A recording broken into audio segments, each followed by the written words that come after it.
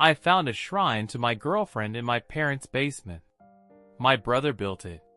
That was just the beginning of the nightmare. You ever have that moment where your stomach drops so hard, you think you're about to puke up your own soul? Yeah, that was me.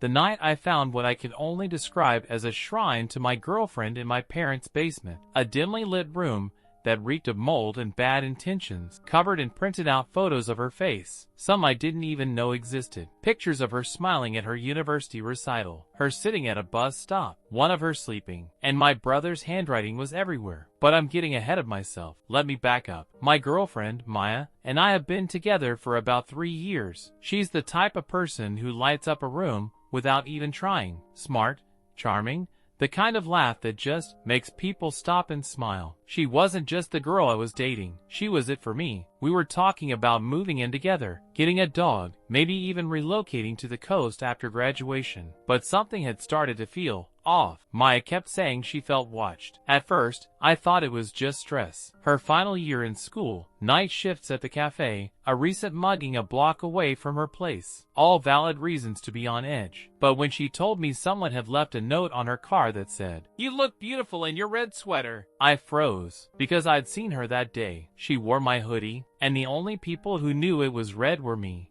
and my brother. My brother, Lucas, is 4 years younger than me. He was always the quiet type, not in the shy, sweet way, more like observant, calculating. He had this habit of staring at people just a little too long. Teachers said he was deep. My mom always called him sensitive, and our dad mostly ignored him. Lucas spent most of his teen years holed up in the basement with his computer, talking to no one, barely eating unless my mom hand-delivered food to his door. He and I weren't close. I tried when we were younger, but he'd look through me like I wasn't even there. Still, he'd never been outright dangerous, just strange. But when Maya mentioned the red sweater, something started clicking. She'd also said her Instagram had weird followers lately. No profile pic, no posts, always watching her stories first. She showed me one of the usernames. It was an anagram of her name. I know how Lucas thinks. The way he used to scramble names in word puzzles. I catch him muttering my full name backwards sometimes.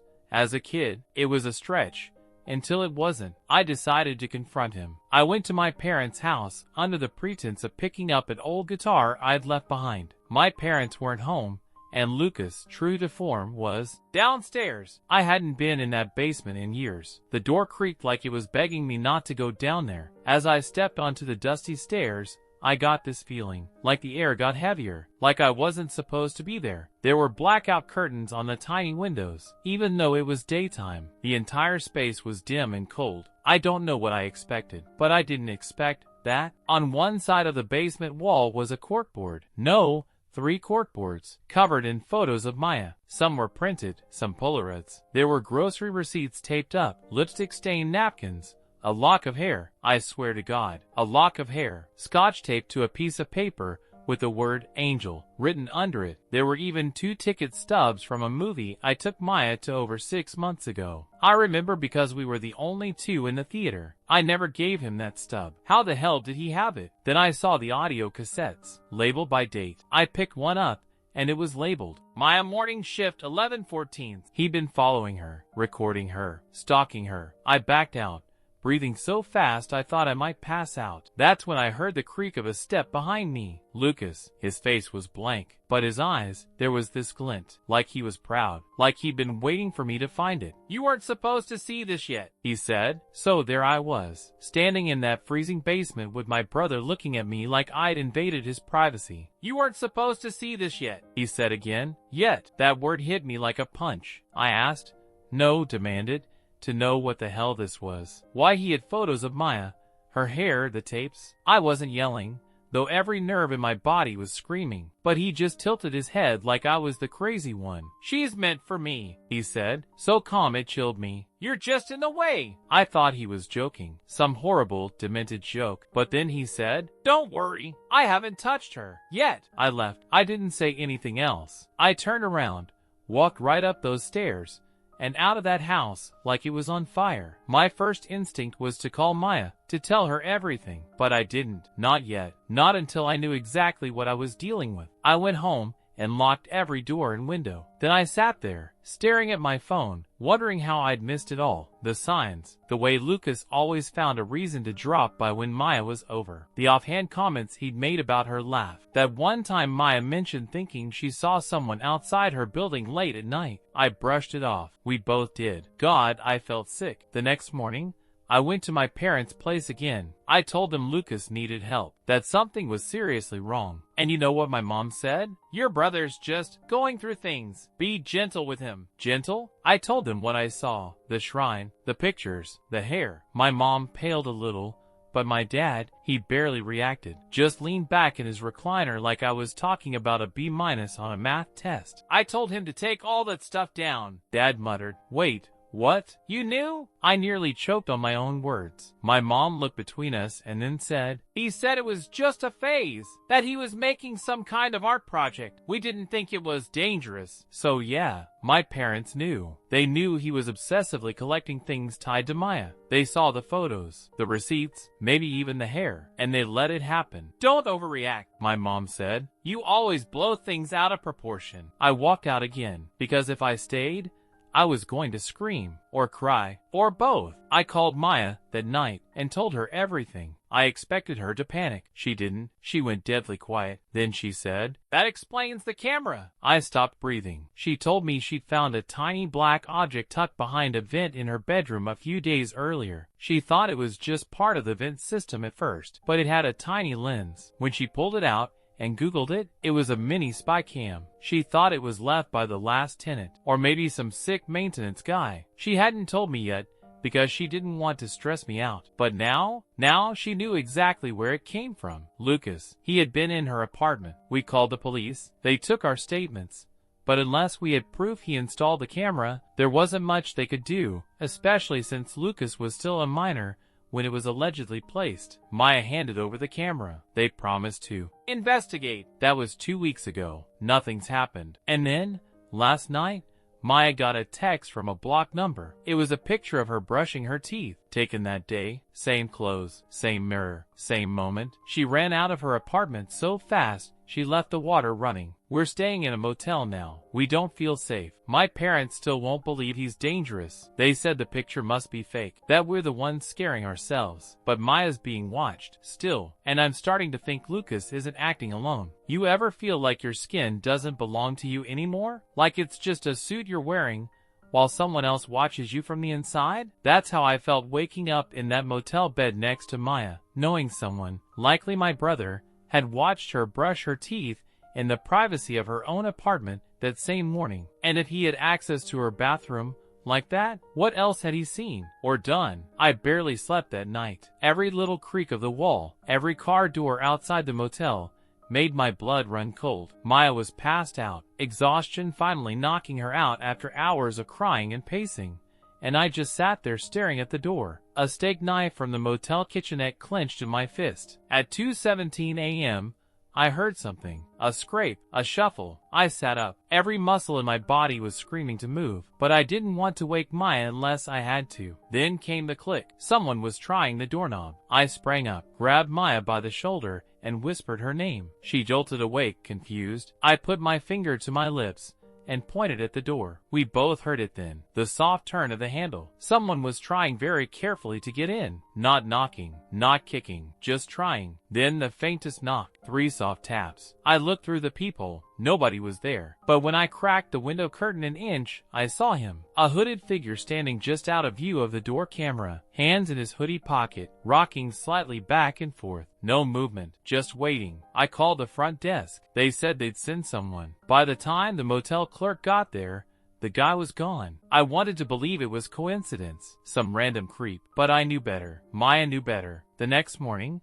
I decided we needed to do more than just wait. We went back to her apartment, not to stay, but to search. I wanted to find out if there were more cameras, more evidence, anything that could force the cops to act. We moved through every room, pulling furniture from the walls, flipping cushions, checking vents and light fixtures. Nothing. Then I got to her bedroom mirror. It was one of those cheap mounted vanity mirrors with a thin frame. I noticed a small slit in the top. Looked like a hairline crack at first, but when I ran my hand over it, the frame wobbled. I slid the mirror off the mount. There, Taped behind it was a tiny black object, a second camera, wired to what looked like a battery pack the size of a stick of gum. And beside it, jammed into the gap between the drywall and the studs, a flash drive. We took both and drove straight to the police. This time, they were more attentive. They told us they'd send the devices to forensics, check for prints, and follow up with Maya in a few days. But still, no arrest, no search warrant, nothing to stop Lucas. That night,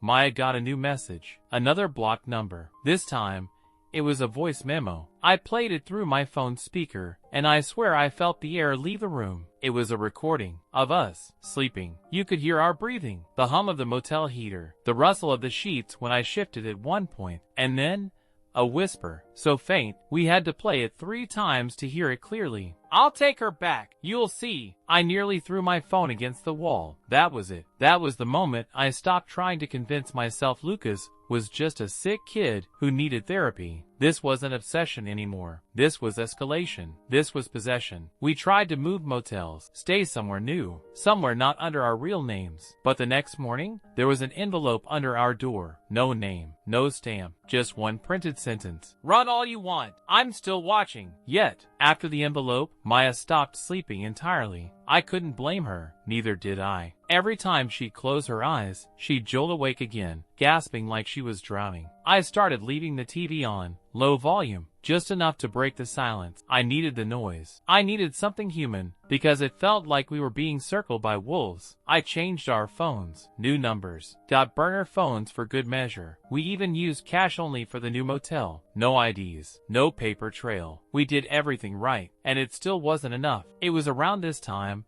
I got a message from someone I hadn't spoken to in years. Eli. He used to be Lucas's only friend in high school. One of those wiry, paranoid kids who always smelled vaguely like burnt plastic and wore black hoodies year-round. He and Lucas bonded over horror films, computer mods, and a mutual disdain for normies, which I'm 99% sure included me. I didn't expect him to reach out. We weren't exactly close, but his message was short. We need to talk about Lucas. It's serious. I met him in a public park, broad daylight, people around, just in case. I told Maya to stay at the motel, keep the door bolted, and not answer for anyone but me. Eli looked older, pale, thin, eyes sunken like he hadn't slept in days. He didn't even say hello, just sat down next to me and said, I didn't know it would get this far. I thought he was just fantasizing, you know? Creeping. Not this. I asked what he meant. That's when he told me everything. Eli and Lucas had been running a Discord server. Private, hidden, obscure even by dark web standards. They called it The Keepers. It started as a space to share writing, horror stories mostly, but then Lucas started writing stories about Maya. Except he didn't use her name. He called her The Flame. And the stories? They were detailed. Uncomfortably so. But then it got worse. Lucas started posting photos. He would ask the other users what he should do, involve them. There were polls, comments, dares. And Eli? He participated. Not the hardcore stuff, he said, ashamed. Just the dumb challenges. Like, leave a flower by her door. Take a picture of her license plate. That kind of thing. That wasn't dumb. That was stalking. And then Eli looked at me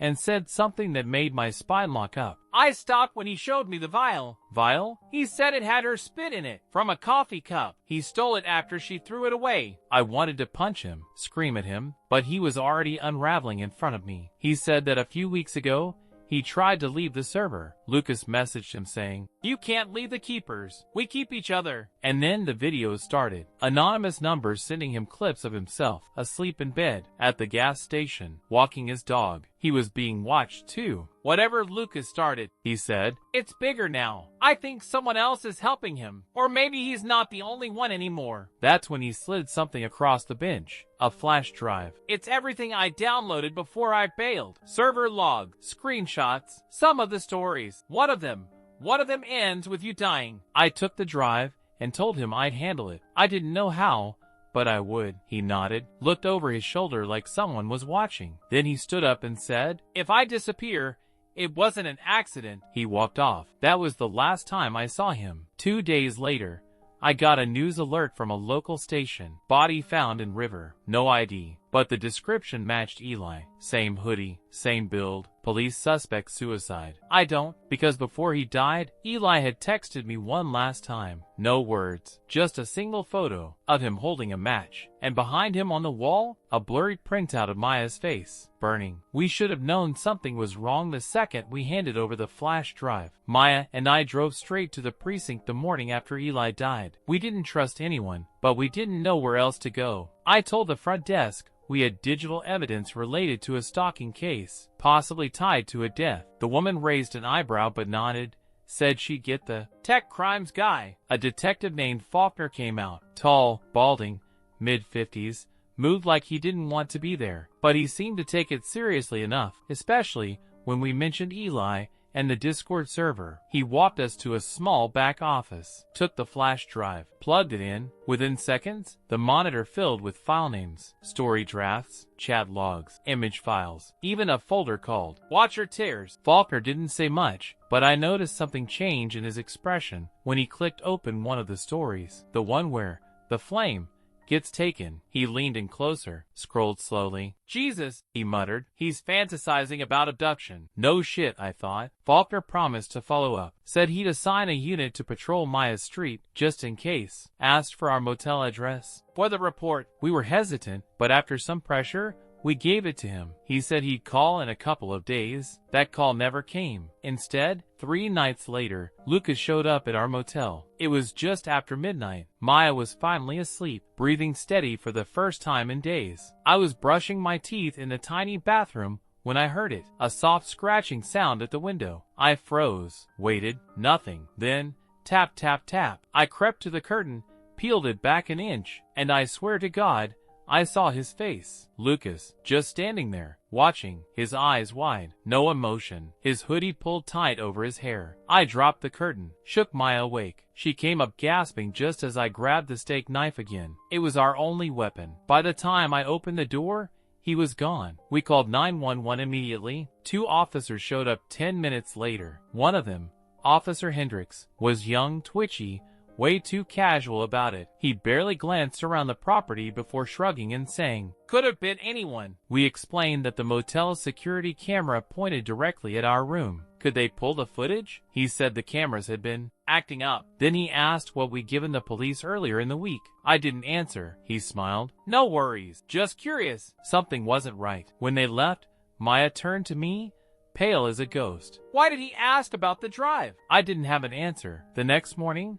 I called Detective Faulkner. No answer. I tried again that afternoon. Still nothing. The day after, I went to the station, and that's when I found out Detective Faulkner was on administrative leave. Had been for 3 weeks. So who the hell took the flash drive? Who the hell did we meet in that office? I gave them Maya's address. I gave them our location. And now my brother knew exactly where to find us. We weren't just being stalked. We were being hunted from the inside. We left the motel the morning after the fake officer incident. Didn't even bother checking out at the front desk. Didn't wait around to see if Lucas would come back.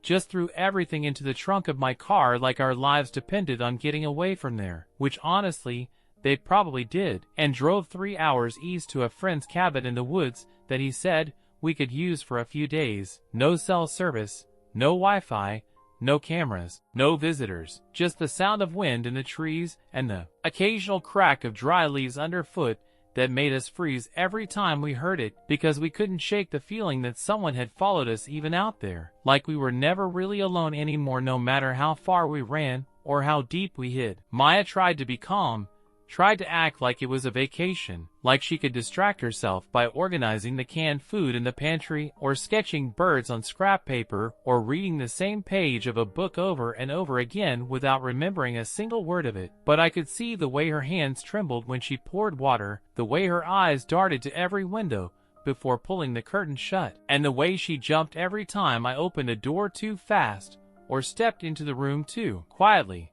Because none of this felt like a break or a breather or a safe house. It felt like a countdown to something we couldn't see but knew was getting closer by the hour. On the 3rd night, we got a call from her landlord. Not a warning or a complaint or anything remotely normal, but a casual, almost indifferent message saying that someone had broken into Maya's apartment the night before, that the lock had been forced but nothing seemed to be missing, that the neighbors heard nothing, and the building's security footage mysteriously had a glitch during the exact hours of the break-in. And when Maya asked what exactly had been touched or moved, the landlord paused, and then said the only thing they noticed was that a framed photo of her, just her, no one else, from a shelf in her bedroom, was gone. And that was it. Not the laptop, not the cash in the kitchen drawer, not the TV or the jewelry or the documents. Just that one photo of her smiling alone under a cherry blossom tree during a spring festival 2 years ago, the one she said she never liked because it made her nose look weird, but I always loved because it was so unfiltered and warm in her. And now it was gone, taken by someone who broke into her locked apartment and left everything else untouched, like a message written in silence. We didn't sleep that night, not even a little, just sat in the dark with a lantern between us, every creak of the old cabin floor making us flinch, every whisper of wind against the walls sounding like breath. And somewhere between 3 and 4 a.m., I realized this wasn't about the picture or the cameras or the shrine anymore. This wasn't even about obsession.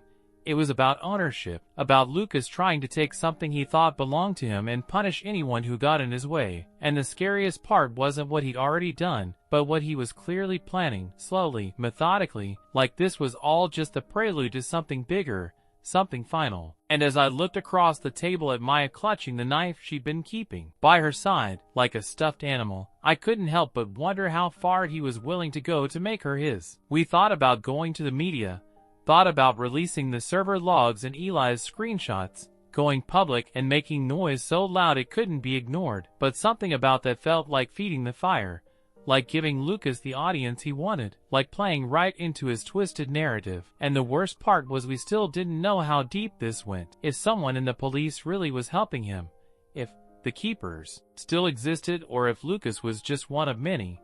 If Eli's death was truly suicide or something darker dressed up as grief. And the more questions we asked, the fewer answers we seemed to find. That's when we found the mark. Carved into the side of the cabin, just beneath the window where Maya slept, was a symbol. Small, rough, almost missed it at first, but unmistakable once we saw it. A crude circle with 2 slashes through it and a single dot in the center, the exact same symbol Lucas used to draw in the margins of his notebooks when he was a kid. The same one I once found scrawled on the back of a photo of Maya that had been taped inside his closet back when I thought he just had a weird artistic streak and nothing more. And seeing it here, in the middle of nowhere, carved into our supposed safe haven, made everything inside me collapse inward like a dying star, because it meant he had been there, maybe recently, maybe even while we slept, watching from the woods or crouched behind a tree, breathing in sync with our terror and smiling to himself in the dark. When we left the cabin that morning, we didn't look back, didn't pack a thing, didn't even lock the door behind us, because deep down we both knew that no bolt or latch or wall could keep him out. Not anymore. And as I gripped the steering wheel with white knuckles and watched the pine trees blur past us in a wash of sickly morning light, I kept telling myself that maybe, just maybe, we still had one person left in the world who hadn't turned their back on us. Someone who might open the door without asking too many questions. Someone who wouldn't flinch at how hollow Maya's eyes had become, or how sunken mine were from days of pretending to be calm while slowly unraveling inside.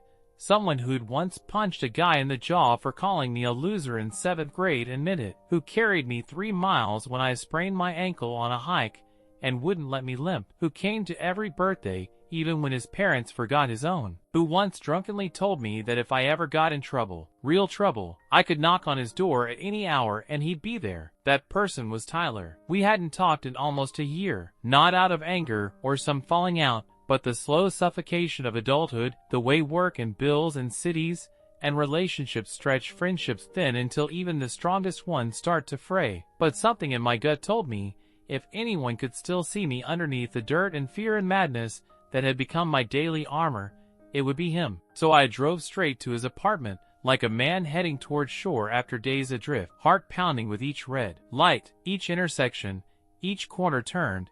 And when he opened the door and saw us standing there, Maya with her backpack slung low like a child trying to carry the weight of the world, me looking like I'd fought off demons in a bathroom mirror and lost, he didn't hesitate, didn't ask questions, just opened the door wider, pulled us in, hugged us like family. And for the first time in weeks, I felt the tiniest fracture of relief blooming in my chest, like maybe, just maybe, we weren't completely alone in this. He let us shower, gave us clean clothes, made coffee that tasted like memories instead of gasoline and dread. And while Maya washed the motel off her skin in the bathroom down the hall, I sat with Tyler on his couch and stared at the muted TV screen, trying to find words for the nightmare we'd been living, but only managing to cough out fragments. The fake detective, the motel whisper, the broken locks, the cabin marking, the video of us sleeping, Eli's body in the river, Maya's photo missing, and her face scrawled into my brother's stories, like she was never a real person to begin with but just a character he planned to rewrite into something he could control. And Tyler nodded through all of it, his face unreadable but his eyes sharp, alert, absorbing every word like he'd already known parts of the story before I even said them. And when I finally paused, waiting for him to say something, anything, he set down his mug and said, so calmly it made my blood freeze, "Yeah, I figured it was something like that." At first I thought I misheard him, that maybe he meant something else, that maybe he was just shocked and trying to process it the way people do when things get too real too fast. But then he said Lucas had come to him weeks ago, showed up at his job, said I was in trouble, that Maya was dangerous, manipulative, dragging me into something dark, that I was spiraling and needed to be saved. And Tyler, instead of slamming the door in his face like a sane person, listened, and even though he insisted, he didn't believe him entirely, that he was just hearing him out. The words felt hollow and wrong, like someone saying they only held the gun, but didn't pull the trigger. And when he said Lucas had given him a USB drive to explain everything, I swear to God, I felt the world tilt sideways beneath me. He didn't even look ashamed, just stood, walked to the cabinet by the TV, pulled open a drawer, and handed me a flash drive wrapped in cheap masking tape like it had been waiting for this moment all along. And even though every instinct in my body screamed don't, I plugged it into his laptop and watched the screen blink to life with a single file, untitled, unmarked, timestamped. And when we hit play, there she was, Maya, sleeping alone in her old apartment, the room dim, still, silent except for the faint hum of the fan near her nightstand. And as I watched her chest rise and fall, watched her shift slightly in the sheets, a pit formed in my stomach so heavy, I thought it might break my spine. And then, from the far corner of the screen, he appeared, Lucas, standing in the doorway motionless, backlit by the hallway light, just watching her breathe, watching her exist, his face blank, his hands at his sides, not moving an inch for what felt like hours, but in reality was exactly 7 minutes. And then, without a word or a step forward, the video cut to black. I didn't cry, I didn't scream. I just turned to Tyler, waiting for him to say something, anything, that might explain why he watched that video and still sat there pretending to be on our side. But he just looked at the screen like it had told him a secret no one else could hear, his head tilted slightly, a strange hunger in his eyes. Not lust or admiration, but something colder, deeper, like fascination twisted into ritual. And that's when I noticed it, etched into the underside of his coffee table, barely visible unless you knew what to look for. A circle, 2 slashes, and a single dot in the center. The mark, the same one carved into the cabin wall, the same one Lucas used to draw in his notebooks, the same one that meant we were never safe here either. The moment I saw the mark scratched into the wood beneath Tyler's coffee table, faint but unmistakable, like a signature left in blood under invisible ink, I knew, without a sliver of doubt, that we had made a terrible mistake, that we had driven straight into the hands of the thing we were running from, that while we thought we were escaping the predator, we had actually been shepherded, corralled like frightened animals into a pen someone else had built. And all that warmth, the clean clothes, the coffee, the silence, the understanding, it was just the bait. I didn't say anything right away, just stood slowly, knees stiff like rusted joints, heart thudding in my ears like a war drum, and turned toward Maya, who had just stepped out of the bathroom with a towel wrapped around her wet hair and a rare flicker of peace on her face, peace that shattered the moment she saw the look in my eyes. And I knew she understood, Knew she felt it too. That awful twisting of reality, when you realize the floor you're standing on is made of glass and someone is holding a hammer. I muttered something about needing air, something stupid like, "Let's grab that stuff from the car." And I grabbed her wrist too hard without meaning to, but she didn't protest, just followed, barefoot and silent, her fingers gripping mine like she already knew we were about to run again. Only this time it wouldn't be into the woods or into a car, but through a wall of betrayal that we hadn't seen coming because it wore the face of someone we once trusted with everything. We were 2 steps from the front door when we heard the click. It was soft, final, like a seatbelt before impact. Tyler's voice came from behind us, calm and casual, like he was asking if we wanted tea or beer or pizza, but what he said was, "You shouldn't go yet. It's not safe out there." Maya froze. I turned slowly, felt my stomach hollow out when I saw the way he was standing, relaxed, smiling just a little, arms at his sides like he hadn't just locked the front door without asking, like this was normal, like we weren't halfway through clawing our way out of a waking nightmare, and now found ourselves caged again by another ghost wearing a familiar face. He said he'd been watching us, not spying, he clarified, just checking in, making sure we were okay, and that Lucas had told him things that made him worry, that Lucas was sick but misunderstood, that what we were doing, running, hiding, accusing, was only making things worse. And as he spoke, I realized it wasn't just Tyler's words that were broken, it was his mind, bent inward like a tunnel collapsing in on itself, because he wasn't just making excuses, he believed them. He believed that Lucas was protecting something sacred, that the flame was meant to be preserved, not hurt, that Maya was part of some larger story he hadn't written, but was being called to finish. And I realized then, staring into his eyes, seeing the twitch at the corner of his mouth, the way he rocked on his heels ever so slightly like a child waiting for permission to unwrap a gift, that he didn't see us as people anymore, not even as friends, but as figures, like chess pieces sliding into place in a story he'd been promised would end in revelation. I told him we were leaving. He said we couldn't, said it wasn't time yet, and when I lunged for the door, when I tried to rip it open and felt it refuse under my hands, Maya screamed, not at me, but behind me, because Tyler had moved faster than either of us expected, had grabbed something from beneath the couch cushion, a flash of silver that caught the afternoon light in one long gleaming streak, and suddenly we weren't guests in a safe house. We were prisoners in a shrine built for a goddess my brother thought he owned, and a friend who had decided to become a priest of the madness. Maya darted behind the kitchen island, her breath sharp and fast, and I put myself between them without thinking, without planning, without even a weapon, because I didn't need to win, I just needed a few seconds to unlock the door, a few seconds to let her run, a few seconds before Tyler decided to use what was in his hand. He didn't swing, not yet, just stared at us both, breathing heavily now, the smile gone, replaced with something tighter, darker, like restraint stretched to its limit, and I could see the choice blooming behind his eyes, the moment of hesitation where he wondered whether he could still walk this back, still pretend this wasn't what it was. But we all knew better. This was no longer a reunion. This was a ritual, and we were standing in the center of the altar. We didn't think we'd make it out, not really.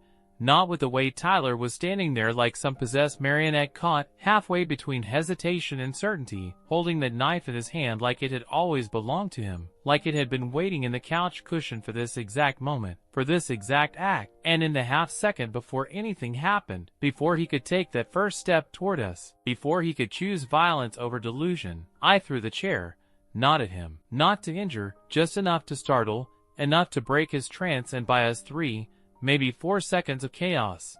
And in that blur of motion, and with splintering against the doorframe, I grabbed Maya by the wrist again, felt her stumble as we ran, her wet hair clinging to her face, feet slapping against the hardwood, and then I rammed my shoulder into the door. It didn't open. Of course it didn't. It was deadbolt. But Maya, God, Maya, she didn't scream, didn't freeze.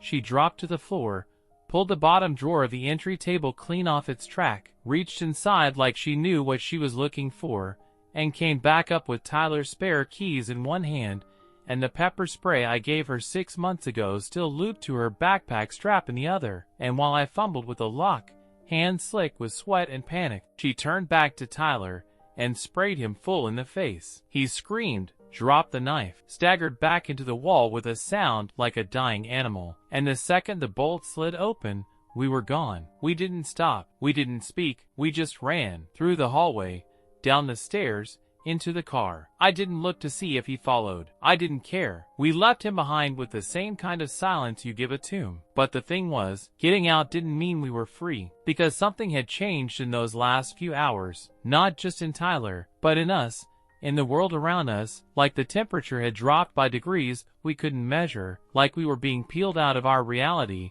and stitched into something else entirely, something where the rules were different, and the people weren't people anymore, just masks stretched over empty eyes that followed us as we drove through town after town, trying to find a place where we could stop and think, where we could breathe without looking over our shoulders, where we could believe for even 1 minute that no one was watching. But they were. God, they were. Because it wasn't just Lucas anymore. And it wasn't just Tyler either. It was the woman in the diner who stared too long and smiled too wide. It was the man at the gas station who asked what we were doing all the way out here before we even told him our names.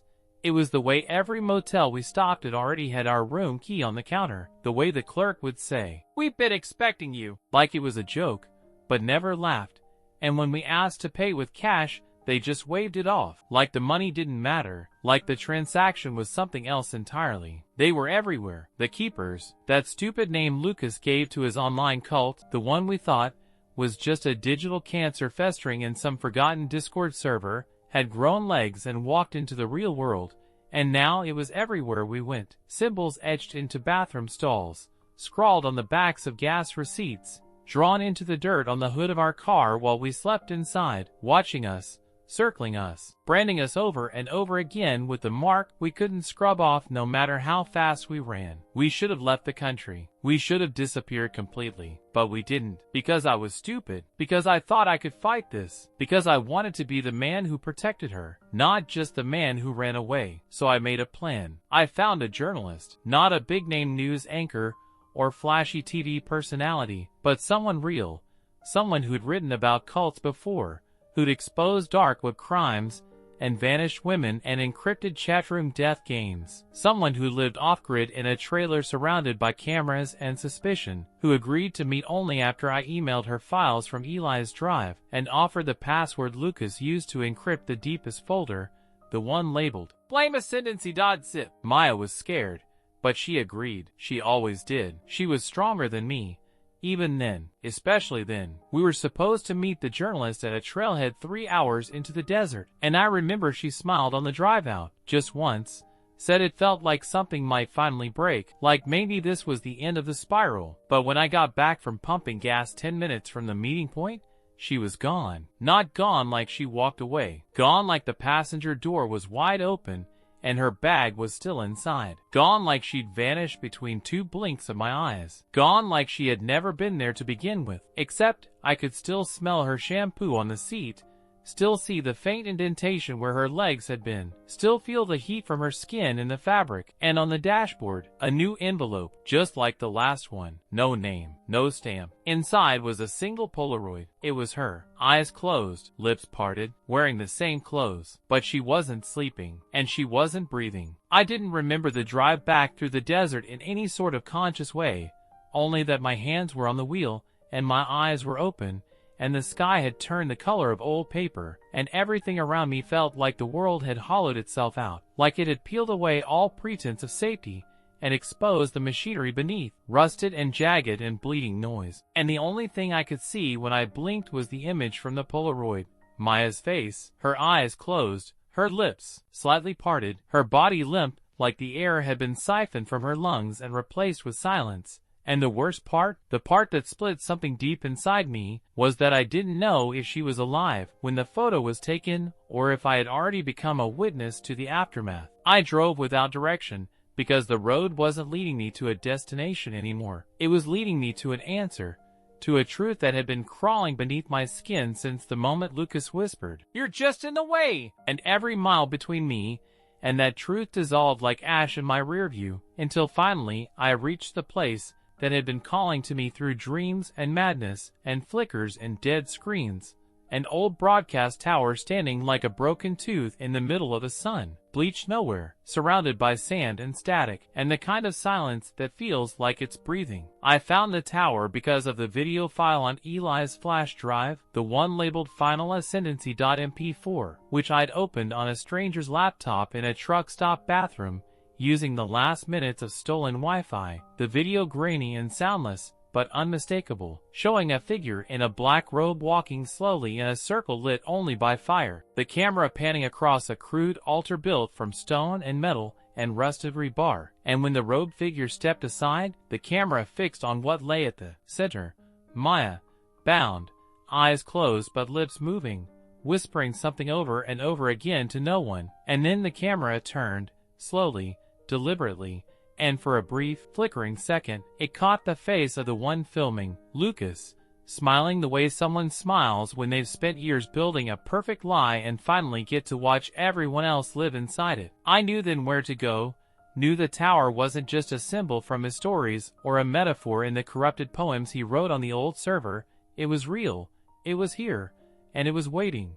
And when I pulled off the road and walked the final stretch in silence, the sun already falling behind me like a curtain, I didn't feel fear anymore, not in the way I had before. I felt something colder, deeper, a kind of submission that wasn't defeat but inevitability, like I had stepped onto the page of someone else's story and found my name already written there in blood. The air around the tower was thick with ash and heat, the scent of burning wood and old cloth coiling into my lungs, and the first thing I saw was the circle, 12 figures, hooded, motionless, their faces lost to shadow, their bodies swaying gently as if to a rhythm only they could hear, and at the center of them, on that slab of broken stone, lay Maya, her wrists bound, her mouth no longer whispering but tightly shut, her eyes wide and locked on mine. The moment I stepped into the ring, and I saw it all in that look. Fear, yes, but also relief, like part of her had believed I wouldn't come, and now that I had, she wasn't sure whether that meant we were saved or damned together. Lucas stood behind her. He looked older, taller, eyes hollow and glowing like burned-out screens, a book in one hand, a ceremonial dagger in the other, and he didn't flinch when I approached, didn't stop reading whatever dark gospel he'd written over years of obsession and delusion, didn't move except to tilt his head slightly and say calmly, "She can still be saved. All you have to do is take her place." That was the choice. That was always the choice. The ending he had written in every story. The lover offers himself in place of the flame, the watchers rejoice, the sacrifice completes the ritual, and the cycle begins again. I looked at Maya, I looked at him, I looked at the hooded figures, who weren't strangers anymore. Some wore the rings of old classmates, some had the tattoos of our neighbors, one wore a watch I'd given my father years ago, and I realized this wasn't a cult drawn from darkness. It was a network spun from us, from all of us.